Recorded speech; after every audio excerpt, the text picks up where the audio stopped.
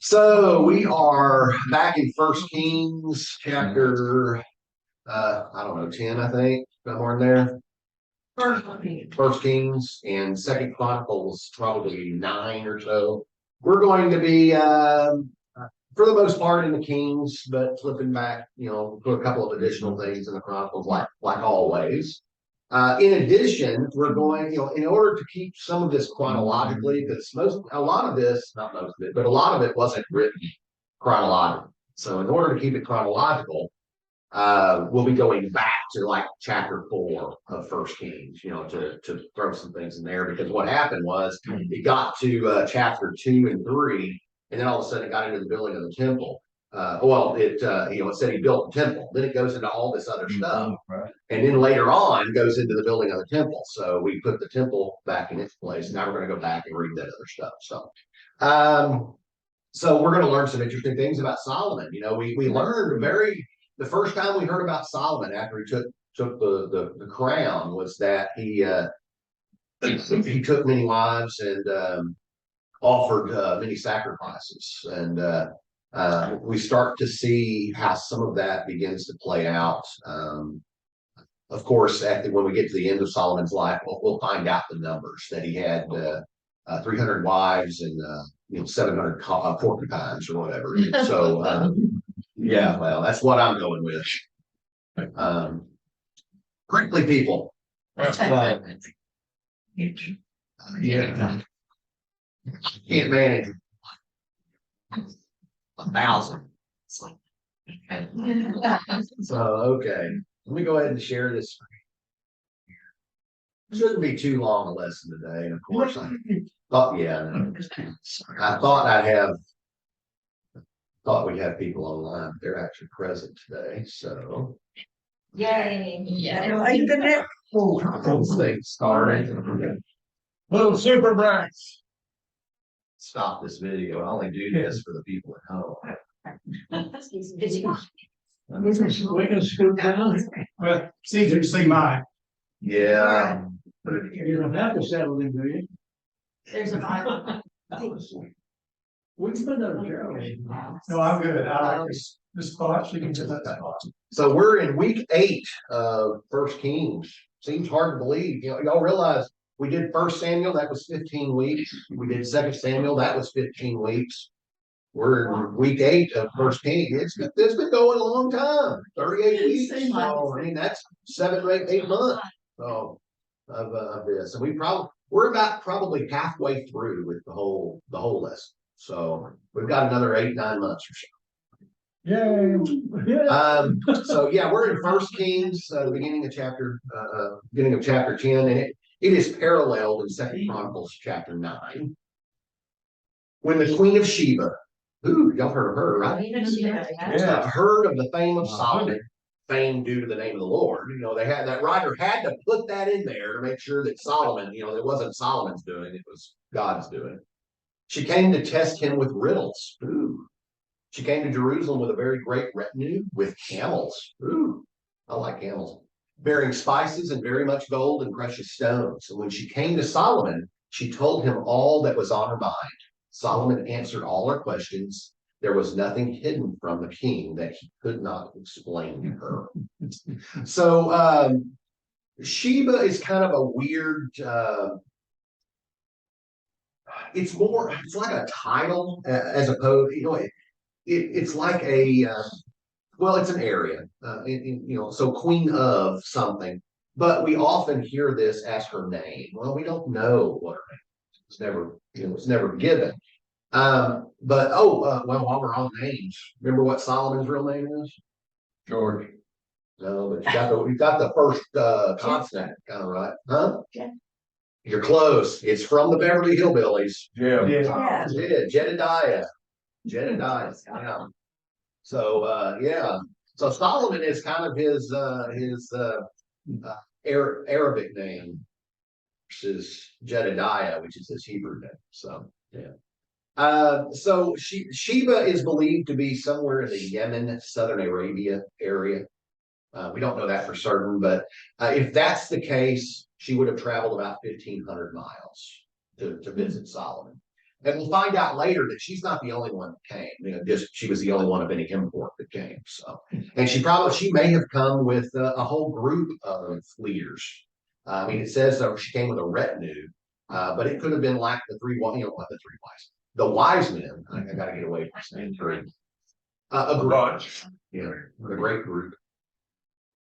Like her attendants, her throne bearers, all her servants. Okay, on to the next. When the Queen of Sheba had observed all the wisdom of Solomon, that's kind of a neat word, observed, not heard. She observed it with her eyes. So all the wisdom of Solomon, the house that he had built, the food of his table, the seating of his officials, and the attendance of his servants, their clothing, his valets, and his burnt offerings that he offered at the house of the Lord, it took her breath away. I like it. Oh, yeah. Well, spirit and breath are the same. I have to say, there's a comedian I heard, I can't remember who, but he talked about, maybe it was Bill Engvall or something, but he talked about this phrase, it took her breath away. And this is going to be the sexist part of me coming out. I don't mean it to be, I just found it funny, but he said that these jewelry places, sales, they used to have things like take her breath away. That was their slogan for her. Leave her speechless. And he says, yeah, we know what the underlying tone of this is. Give her jewelry, shut her up.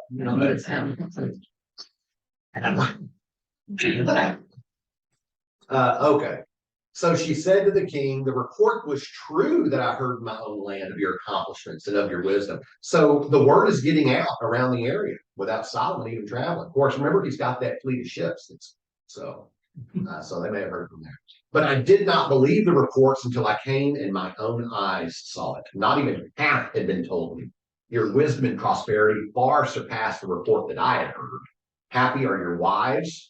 Happy are your servants who continually attend you and hear your wisdom. Would hope that if I had servants that they would attend to my wisdom and not just bring me under their breath. At some point it says he had 300 wives, and as I mentioned earlier, 700 porcupines. But he had a concubine wrangler. Yeah. He probably had a wife wrangler. Concubines. I'm a cowboy.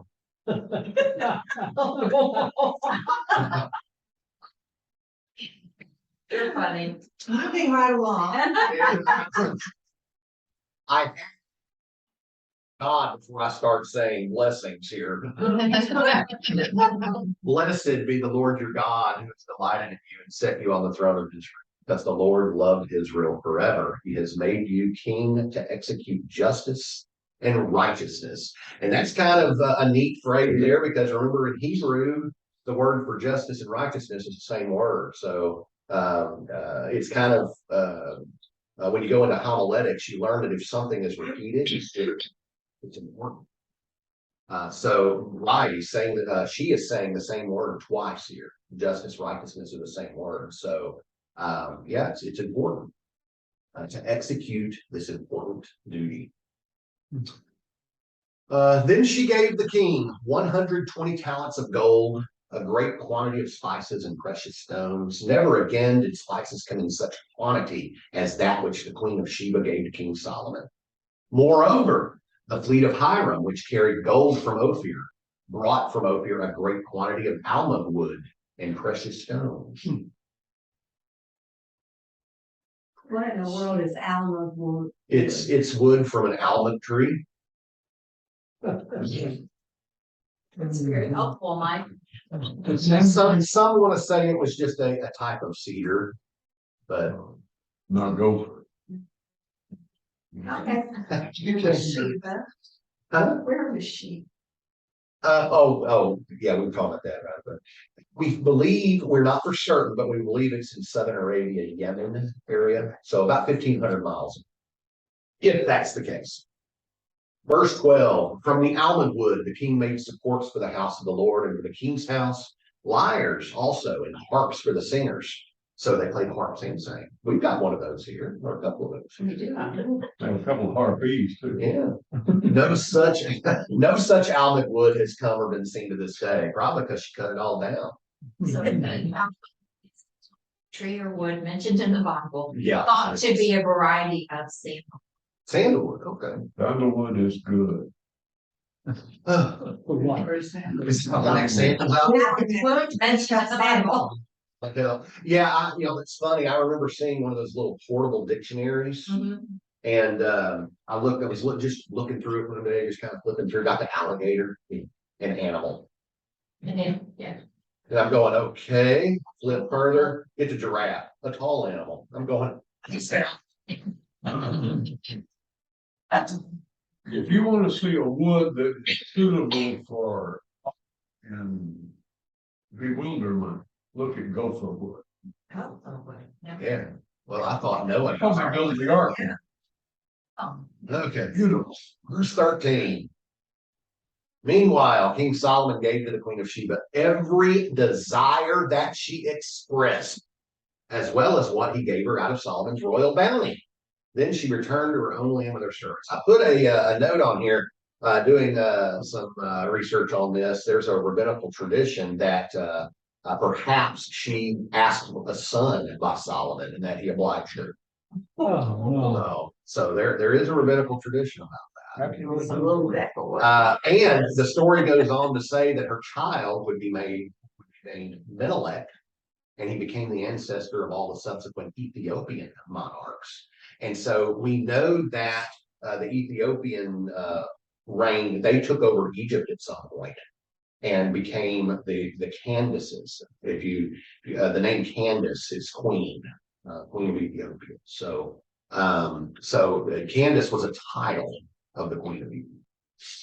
So anyway, yep. Yeah, poor Solomon. He can't even escape the legends. Yeah. The weight of gold. This is very interesting here. The weight of gold that came to Solomon in 1 year was 666 talents of gold. We'll get back to that in a moment. Besides that, which came from the traders and from the business of the merchants and from all the kings of Arabia and the governors of the land. King Solomon made 200 large shields of beaten gold. 600 shekels of gold went into each large shield.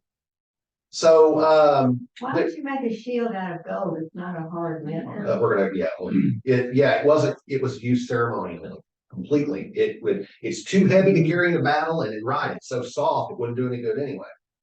But then 600 shekels of gold would have been about $281,318 or sorry, $281,318,400. Today, or in 2015, it would have been about worth $1 billion. So are they paying tribute to Solomon? Is that Yes. still is Mhm. Mhm. So these are just gifts. Well, they're kind of like vassal areas. David took over most of these lands, but Solomon was good in the sense that he treated, well, we think he treated them well. We'll find out that's not so much the case. Yeah, they were getting tribute to. So he wouldn't, so he'd be nice to Now, him. also, some of this was given, he had good relations with some of the other kings like Hiram, Ironside, and those kind of things. So they would have traded things, sold things to them for gold that would have come in, just export import kind of thing too, could have fit in. Now, Deuteronomy 17 says that it kind of predated the kings, at least we believe. Could have been written after they had taken a king, but remember Israel, they wanted to be like everybody else. That's why they got a king. And so back in Deuteronomy, God talking to Moses, telling him to tell the people that, hey, when you get a king, kind of like predating, that king is not to take too many wives, and he's not to take too much silver and gold. Okay. The interesting thing in verse 14, the weight of gold that he got in was 666 talents of gold. Does that number ring a bell, anybody? Famous number. 666. It's 25 tons. Huh? It's just 25 tons. 25 tons. Yeah, well, I didn't get that reference. No. I can believe it. Yeah. It's, it's this number that's attributed to the Antichrist in Revelation, which is in Greek. And I'll say that the Greek has some different interpretations. Some translations from the Greek think it says 616, 616. Some say 666. Does it really have any significance? We really don't know, other than six being the number, the number of man. And remember, things repeated. Right. The number of So the number of man. 7 would be a number for God, completion. Number 6, the 6 would be the number of man. On the sixth day, he Or was humanity. created, is that it? Well, in the second creation story, no, the first creation story, man was created last. So second creation story happened kind of in the middle. I don't understand, 6 was an imperfect, 7 is a perfect number and 6 is imperfect. Correct, the number of man. And so having 3 6s means, with 2 of them, that means there's something important about it. With 3 numbers, it goes off the scale of importance, exponential growth. The notes I had, one of the notes I had, obviously from an evangelical source, it may indicate that the Antichrist may not be someone purely evil from the very beginning. Instead, he may be someone like Solomon, who becomes corrupted. So anyway, I just, I like to throw those little things in there to create discussion and thought. And well, I'm all about confusion. Damien was his name. No, maybe. What was it? I'll think of it. Yeah, the Omen. You might get one of those. So he's created all these these large golden shields. Now he made 300 shields of beaten gold. Now these are not large shields, these are just shields. 3 minas of gold went into each shield. And the king put them in the house of the forest of Lebanon. Remember, that was one of the houses he built in his complex where he had those pillars. And the house was made to look like a forest. The king also made a great ivory throne. Wonder where he got all that ivory.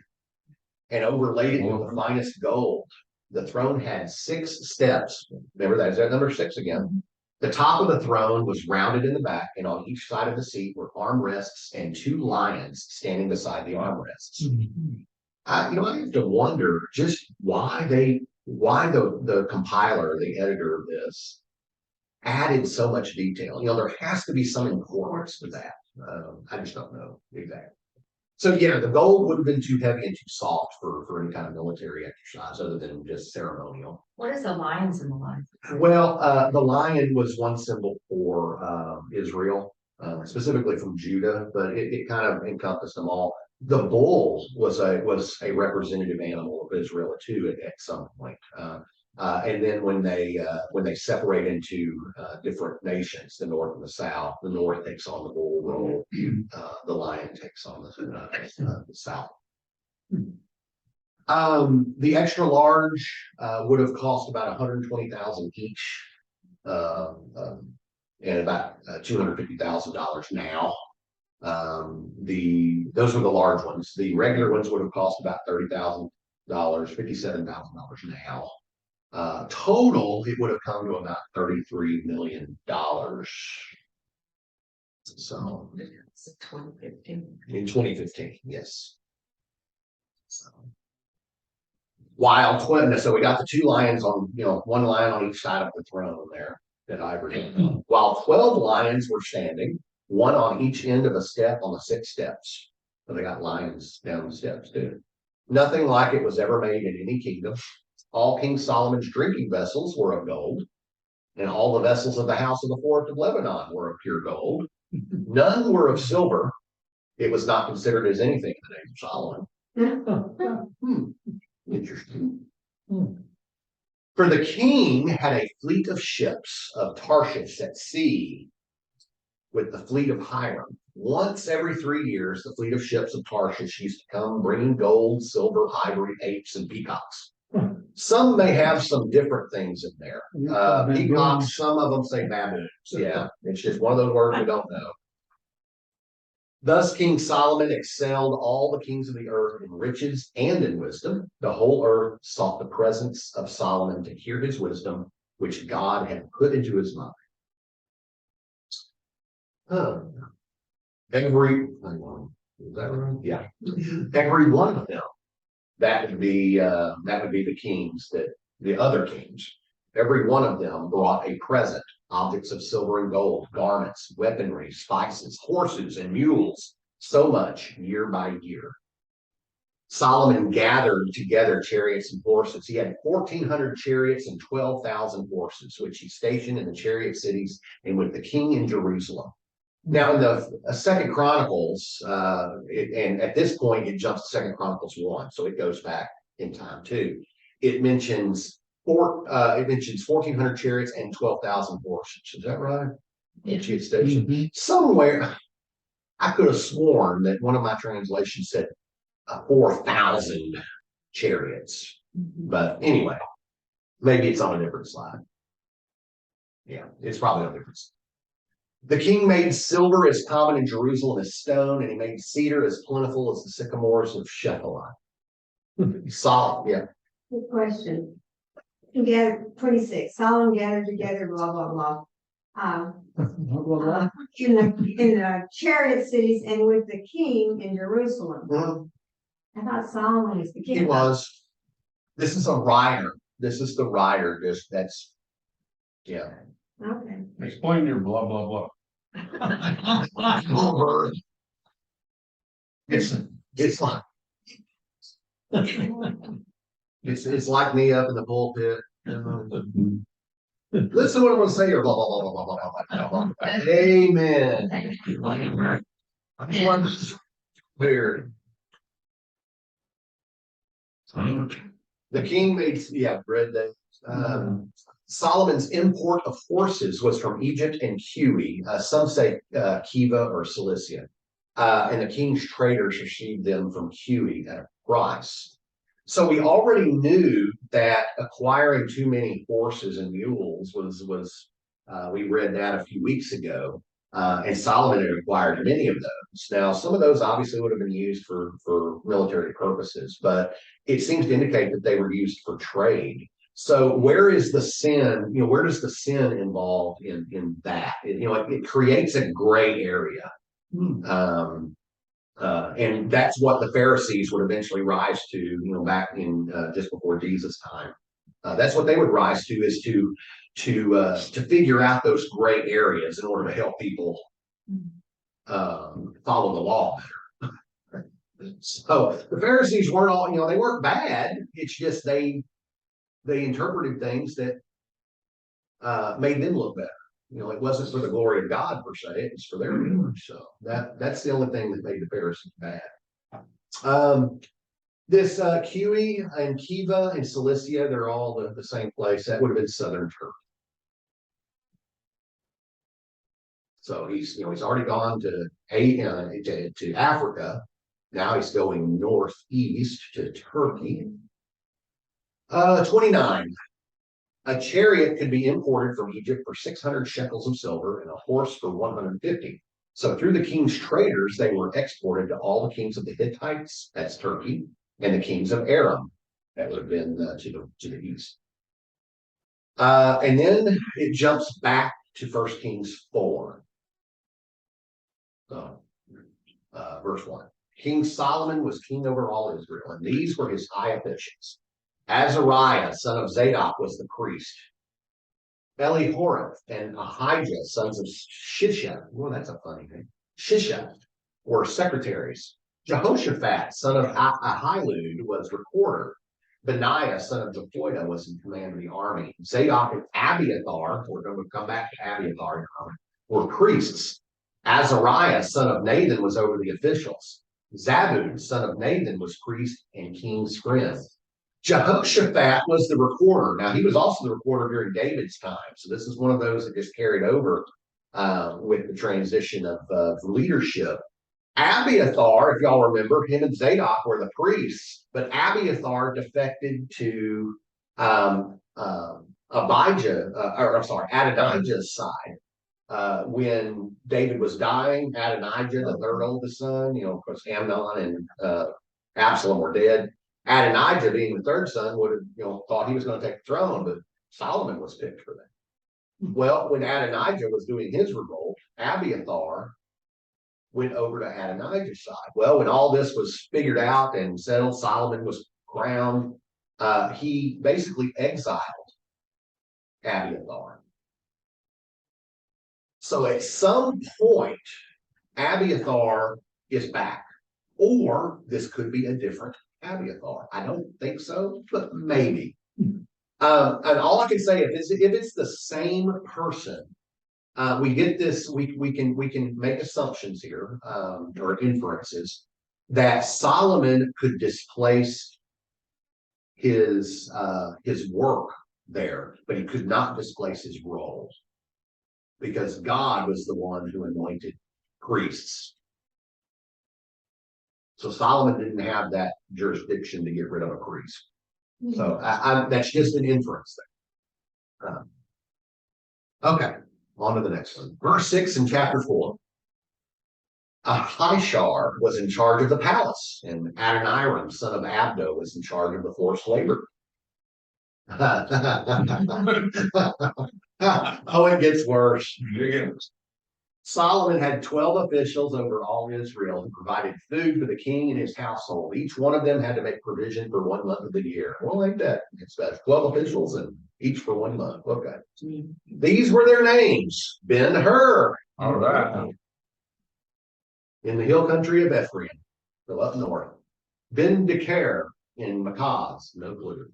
Shaalbim, or Shaalbim, Beth Shemesh, and Elon Beth Hanan. Ben Hesed, Hesed, it's a great word in Hebrew. She said. In Arabah, to him belonged Soko and all the land of Hefer.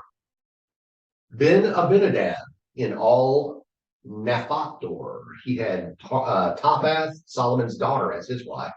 So a little bit of nepotism there. Baana, son of Ahilud, in Tanakh, or Tanakh, and Megiddo, and all Bethshean, which is beside Zarathan below Jezreel, and from Bethshean to Abel Meholah, as far as the other side of Jokneam.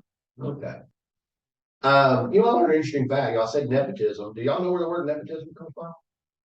I mean, y'all know what it means. Prophet Leto. It's the same. It comes from the same root as nephew. Oh, You I wonder what was wrong with him. learned that. I learned that this week. We're not done with all the people.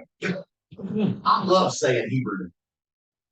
Ben Geber, Ramoth Gilead. He had the villages of Jair, son of Manasseh, which are in Gilead. And he had the region of Argob, which is in Bashan, 60 great cities with walls and bronze bars. How bad does it have to be when you've got to put up burglar bars on your fortified city? Say bronze. He had the villages of Jair. Now, that is an interesting story. To go back to the Judges, you will find out that Jair was one of those that killed, not Sisyphus. Anyway, there was an alien or a foreign nation that was invading Israel. Jair was the commander of the military, but wasn't being very effective. And the leader of the other army came into their camp, was seduced by the wife of Jair in the tent, and while she got him drunk on poisoned milk, and then while he was asleep, plunged a spike. A nail. She hammered a nail through his Yeah. Remember that. That's an emotion. I've seen a movie about that. So anyway, just interesting name. Interesting history. Ahinadab, son of Iddo, in Mahanaim. Ahimaaz in Naphtali. He had taken Basemath, Solomon's daughter, as his wife, so a little bit more. Baana, son of Hushai, in Asher and Bealoth. Jehoshaphat, son of Peruah, in Issachar. Jehoshaphat apparently is a popular name. Shimei, son of Elah, in Benjamin. Geber, son of Uri, in the land of Gilead, the country of King Sihon of the Amorites and of King Og of Bashan, and there was one garrison in the land. Now there's double brackets around these next few verses because they weren't included in the Septuagint, but they were included in all the other translations. So Judah and Israel were as numerous as the sand by the sea. They ate and drank and were happy. Got drunk. Yeah. Excuse me. Solomon was sovereign over all the kingdoms from the Euphrates to the land of the Philistines, even to the border of Egypt. They brought tribute and served Solomon all the days of his life. Okay. Verse 22, Solomon's provision for one day was 30 cores of choice flour and 60 cores of meal. 30 cores was about 55 gallons. 10 fat oxen and 20 pasture-fed cattle. 100 sheep, besides deer, gazelles, roebucks, and fatted fowl. For he had dominion over all the region west of the Euphrates, and he had peace on all sides. During Solomon's lifetime, Judah and Israel lived in safety from Dan even to Beersheba. That's from all the way north, all the way south. All of them under their vines and fig trees. So we've got this idea of gluttony, it seems like, because it says Solomon's provision. More than likely, it was to feed all the people within, all his staff. If he had, 1,000 women, just himself, who knows what all his other attendants had. So we're thinking somewhere between 15,000 and 36,000 people. This amount of food would have fed that somewhere in that range. So it wasn't just for Solomon. At least we hope not. Gosh, I don't think I could eat that much. I want to try that, over in Plantersville, there's a place called the Relay Station. They've got an 84-ounce steak. If you can eat it, one of their baked potatoes, a salad, a roll, and at least one glass of drink, yeah, you get it for free. Otherwise, it's like $60. I'm thinking about taking it. 7 pounds of meat. Well, maybe 6. I'm trying to think. 16. You've got 90 minutes to eat. So believe me, I've eaten about half that amount before. Yeah, God help me. In one setting, and it took me longer than that. Amarillo. Yeah. If y'all remember the movie? Was it The Great Outdoors with John Candy? Great John Candy. Him and Dan Aykroyd, his brother-in-law. Dan Aykroyd just keeps pushing him into things he don't want to do. Well, they end up going to this restaurant and they got an old 96er. Oh. And so Dan Aykroyd gets John Candy's character to try this challenge. That way the whole family eats for free. 96 ounce, all this. And anyway, he gets down to the end and all, and he's eating the last bite, like this. And Dan Aykroyd says, okay, talking to the chef, okay, he's done, we can get out of here now. Says, and the chef's like, he's not, big old guy, he's not done. What do you mean he's not done? There's nothing on the plate but fat and gristle. He's not done. The next thing you see, next scene is them walking out of the, John Candy's a big man anyway, but he's just stumbling out, but he's wearing, I ate the old 96er shirt on, just stumbling out of there. Anyway, the show gets crazier from that point on, but that I thought that. Here we go. This is where I was. Verse 20. Solomon also had 40,000 stalls of horses, 40,000 for his chariots and 12,000 horsemen. In the Second Chronicles text, Second Chronicles 9, it says that he had 4,000 stalls. That is probably the better number. Remember that the Chronicles were written from the viewpoint of Judah, and they would have they wanted to make Judah look a whole lot better. So for them to have a whole lot less number than 40,000 is probably more accurate. So that's where we get that basis on the interpretation from. So where are you? He's in Chronicles. Yeah, Oh, it jumped oh. back from Second Chronicles 1 to Second Chronicles 9. Okay, There's a lot of jump. So now we're going to read just a couple verses from Second Chronicles 9 that are not in the king's text. And it says, the king made silver as common in Jerusalem as stone and cedar, although we did kind of read that earlier. As plentiful as the sycamore of the Shephelah, horses were imported for Solomon from Egypt and from all lands. So we kind of read that in the Kings early on, but it was just out. Back to 1 Kings 4, verse 27. I gotta hurry and get us out of here. Those officials supply, all those that we read about before, supplied provisions for King Solomon and for all those who came to King Solomon's table, also, or each one in his month. They let nothing be lacking. They also brought to the required place barley and straw for the horses and swift steeds, each according to his charge. God gave Solomon a very, did you have a question? No? Okay. God gave Solomon a very great wisdom, discernment, and a breadth of understanding as vast as the sand on the seashore. So that Solomon's wisdom surpassed the wisdom of all the people of the East and all the wisdom of Egypt. He was wiser than anyone else, wiser than even the Ezrahite and He-Man. Did y'all know He-Man was in the Bible? By the power of Grace Gold. Okay. And He-Man, Calcol, and Darda, children of Mahal. His fame spread throughout all the surrounding nations. He composed 3,000 proverbs, and his songs numbered 1,005.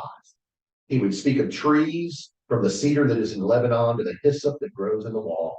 He would speak of animals and birds and reptiles and fish. People came from all the nations to hear the wisdom of Solomon, from all the kings of the earth who had heard of his wisdom. Now, Ethan and He-Man, they were at least at some point leaders in the temple, leaders of the temple musicians at some point. If you look at Psalm 89, he was responsible for that psalm.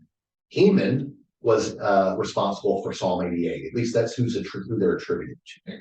So they are referenced to other places in the Bible. So we know of those two. Don't know so much about who was it? I lost his name already. Calcol and Darda. Yeah, I don't know about the children of Mahal. So anyway, so there we go. Yeah, I read this and I thought it was really neat. The idea of Solomon knowing so much about animals and things like that. But I read through an old, of course it was in English than when I read it, but they had translated something from a rabbinic writing. It said the old rabbi said that even animals brought their disputes to Solomon. A man walked in a field on a hot day with a jug of cool milk. When he came upon a serpent dying of thirst, the serpent asked the man for some milk, but he refused. Finally, the serpent promised to show the man some hidden treasure. The man moved a rock and was about to take, I'm sorry, if he gave him some milk, and the man agreed. When they went to the place of hidden treasure, the man moved a rock and was about to take the treasure when the serpent pounced upon him and coiled around his neck. The man protested that this was unfair, but the serpent insisted the man would never take his treasure. The man said, let's take our case to Solomon. And the serpent agreed. When they went to Solomon, the serpent was still coiled around the man's neck. Solomon asked the serpent what he wanted. The serpent said, I will kill this man, or I want to kill this man because the scriptures command it when they say that I will bruise the heel of man.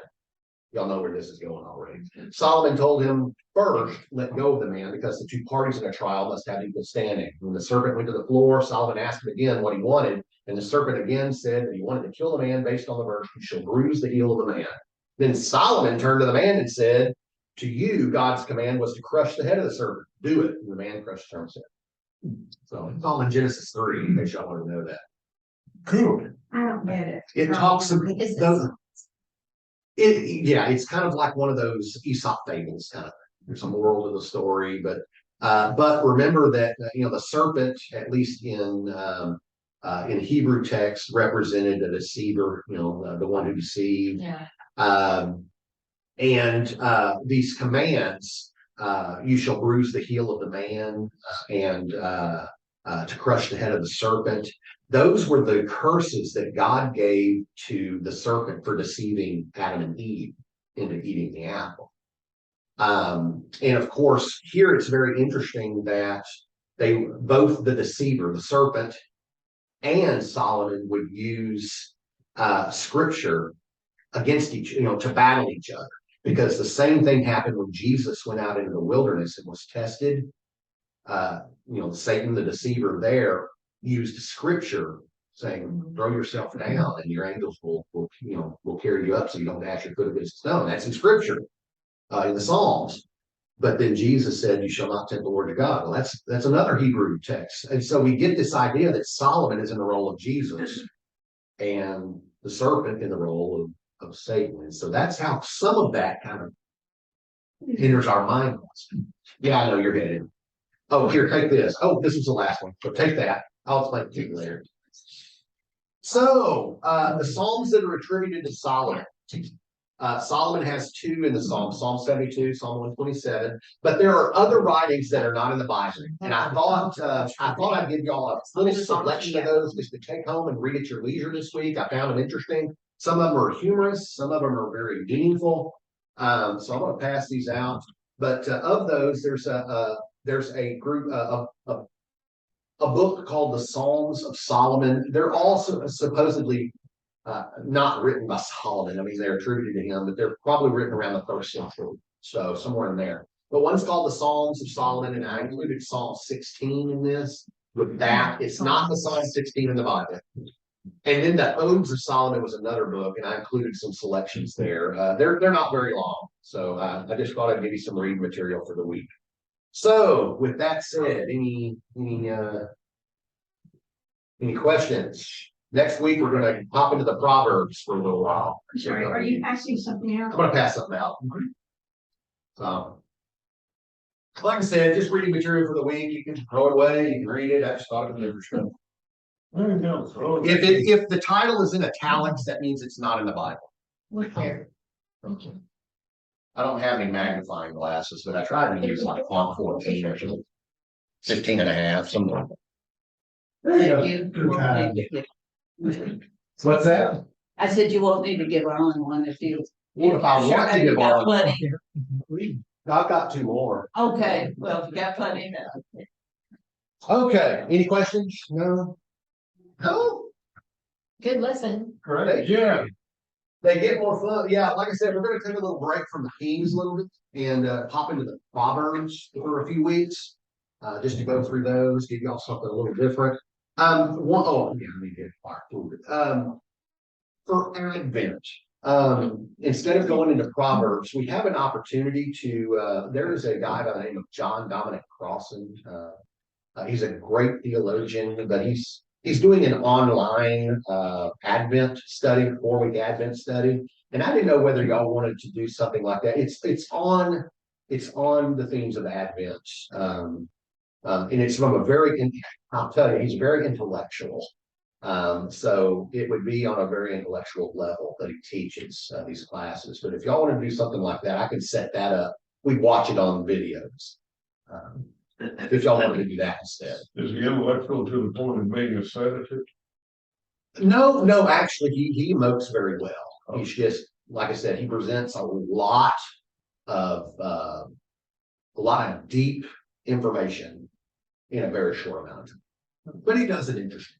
How do you feel about I'm gonna toss up, I love teaching what I'm doing, but I figured with Advent coming up, maybe, last year we took a break and I did a series, 2-week series on the nativity narratives. So we could do that or not. I just need the registers on. It's too intellectual, you can dumb it down for us. I don't know about that. He's a really smart man. He's above my head. I've done many videos and sat in on at least one live. He's a very smart, he's nice. He's nice. He is doing it live. However, we won't be part of that live because the live shows are during the middle of the day. I'm going to do that to y'all. So anyway. I don't know, I'll register, I'll go ahead and pay the registration fee, get the stuff, and if we decide to do it, we'll have it. If not, we can use it some other time. That sound okay? Yeah. Well, thank y'all and see y'all next week. Thanks. If the good Lord willing, the creek don't rise.